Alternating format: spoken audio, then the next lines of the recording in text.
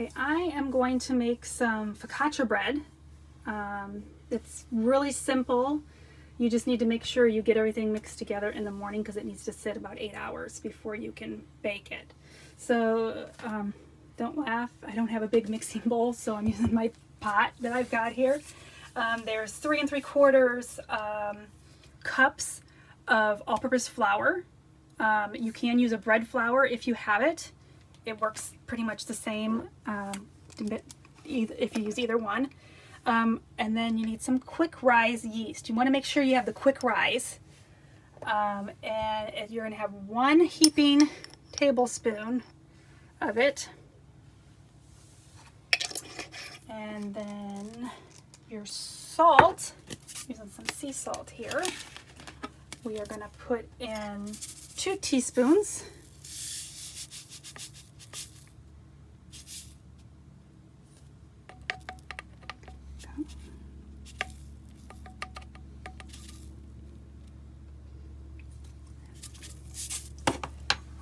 And then olive oil. You're going to need 1 tablespoon.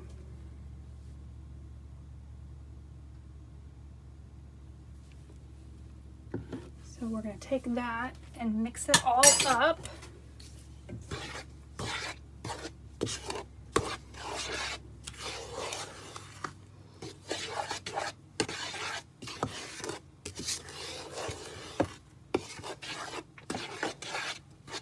Then you're going to slowly add in some cold water. You want to make sure it's cold. And there's 1 3/4 cup that I'm adding. I'm just going to slowly add it in and just keep mixing. Want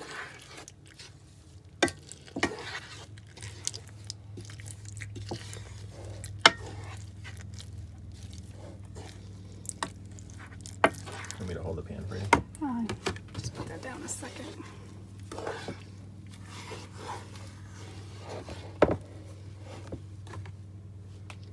Pretty soon here I'm just going to use my hands.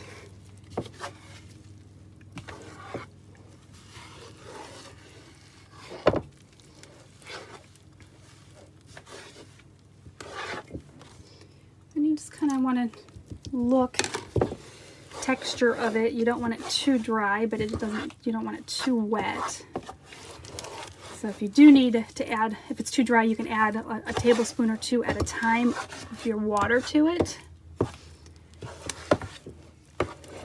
Go ahead and get in here with my hands to do it. It's going to be a little bit easier, I think. Make sure it's all mixed really good.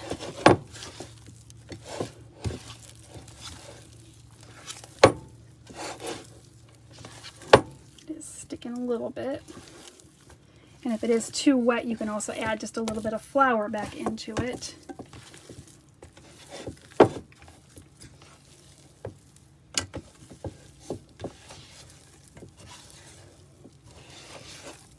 You just want to get all the flour in there really good. Okay, I've got it all mixed up. You don't want to over mix it because it won't be right, but you can kind of see the consistency here. It is a little bit wet feeling, but not terrible. I am going to go ahead and take this and put it back in this bowl that I was originally going to mix in, but it wasn't big enough. And then you just want to cover it with a towel, and you're going to let it sit about 8 hours. Okay, it's been about 8 hours now. I'm going to go ahead and take this off. It's actually kind of come out of the bowl. It's crazy. I could have used plastic wrap over it. I didn't think about it. If I would have done that, I might have kept it in there a little bit better. It would have just puffed up more on the top. But you just want to kind of take this out of here. And I've got a piece of parchment paper down on my pan here.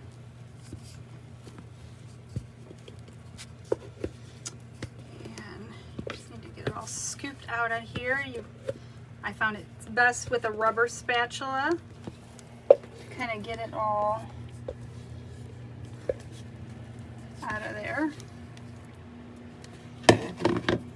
Then you just kind of want to push it around.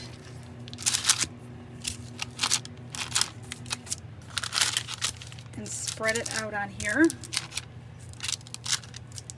Might be best to do it with the spatula. It will take a little bit of work to get it moved around. It's elasticy, if that's a word.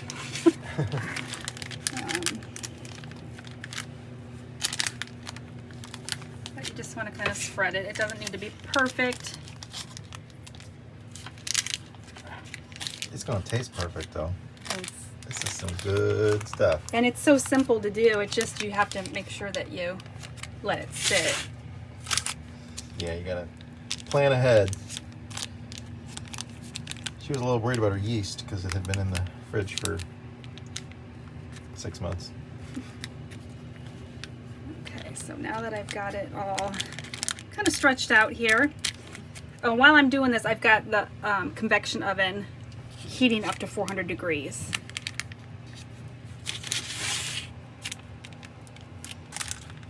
Our batteries are still at 100%. We've had the air conditioner on all day today. So it's getting late in the day now. So it's going to take the batteries down a little bit because that convection oven pulls about 2,000 watts, 1,800, something like that. But it won't affect our batteries too much. We'll probably end up, 95% when she's done. And now that that's kind of spread out, I just want to take a little bit of olive oil.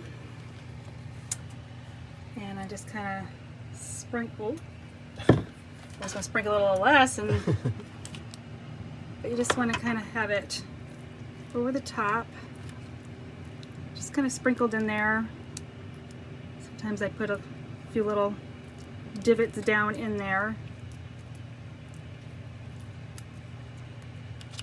But you definitely want to get a coating over the top of your olive oil.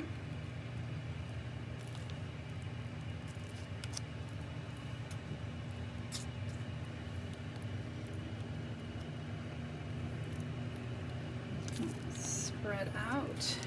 Wash my hands real quick here.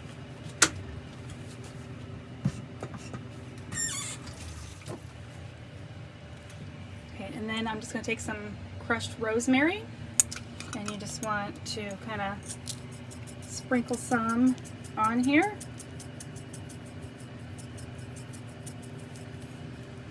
And then you should really use a thicker or a chunkier sea salt. I only have the fine one, but so I'm just gonna go ahead and dump some in my hand and just sprinkle a little across here. I guess coarse is the word I was looking for. Coarse. Yeah, you're using very little salt. Yeah, there's not very much. You just want to sprinkle just a tad across here. I didn't want to just. And then once the oven is up to temperature, we're going to put it in there for about 40 minutes. It'll get nice golden brown. If you want it a little crunchier, it might take another 5 minutes or so than that, but we'll get it going in just a few minutes here. Okay, this just got up to temperature, so I'm going to go ahead and open this up. Stick it in here. And then I'm going to set it for 40 minutes and let it go.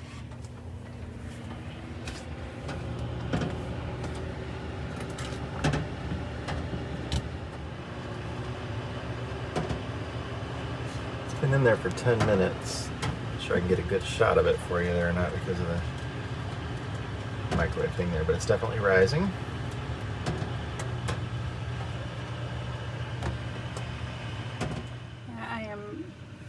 I'm shredding up some Parmesan here. This is the kind that I get.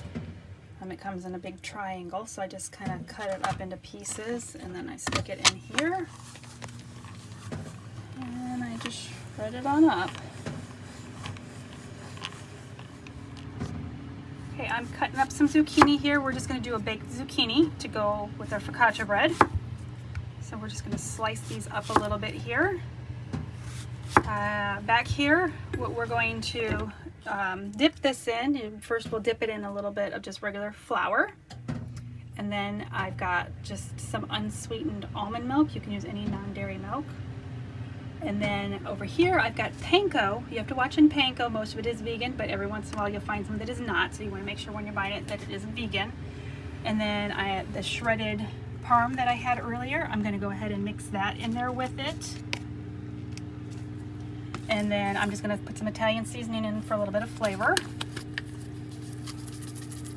the lid off.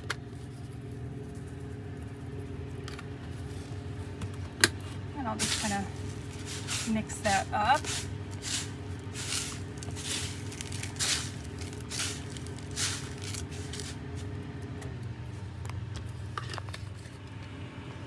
Okay, I've got all this cut up now, so we're just going to go ahead and take some pieces. I found it's easiest just to use your fingers. And just dipping it and flipping it around. I have my pan over here, just a cookie sheet, and I have a piece of parchment paper on there, so it's going to be better for cleanup later.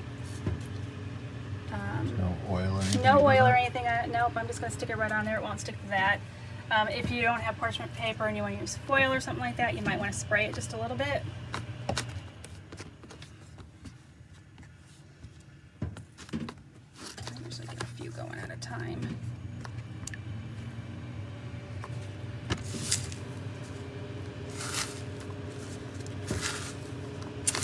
Another thing I do is if I'm making a lot, I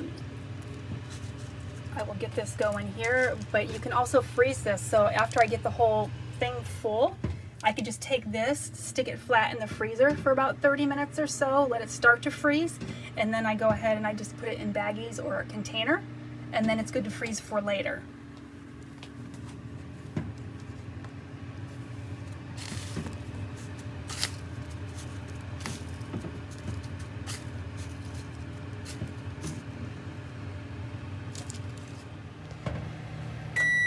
Okay, so the timer's done. I'm just going to open this up and check it and see it is done. So we're going to grab this. I'm going to get the hell out of the way. Just going to go ahead and pull it out. I'm going to set it on top of here. And then we're going to let that cool. And while that is cooling, I am going to go ahead. I've got this all ready to go in. So I'm going to go ahead and stick that in. This is also goes at 400 degrees. Probably about 20, potentially 30 minutes, which is perfect because that's about how long it needs to cool down. So I need to get this back up going here. It does cool down pretty quick once you turn it off, so it needs to. This is getting ready to finish up here. I was keeping an eye on it. I ended up adding another 10 minutes, so it's been in there for 30 minutes. So we're going to go ahead and grab this out of here and get a hold of it. That is how it's turned out. If you want a little bit crispier, you can leave it in a little bit longer, but it is fully done there. We're going to let that sit for a minute. While that's sitting, I'm going to go ahead and cut up the focaccia bread. I'm just going to cut a few strips here.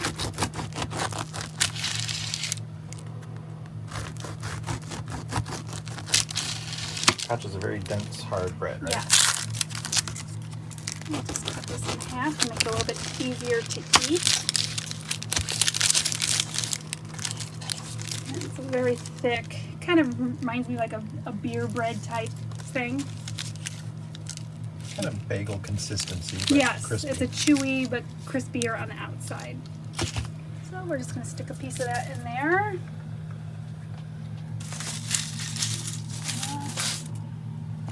Put a few of these in. It'd be easier to get tongs to get this out of here.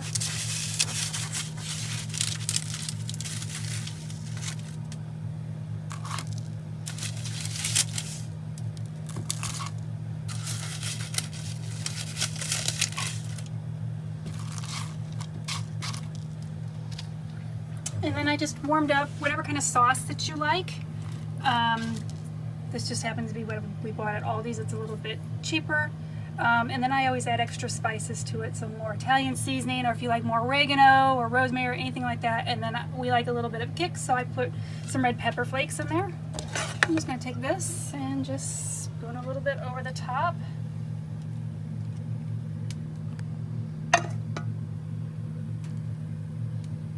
And then I'm going to top it with just a little bit more Parmesan. Time to go eat.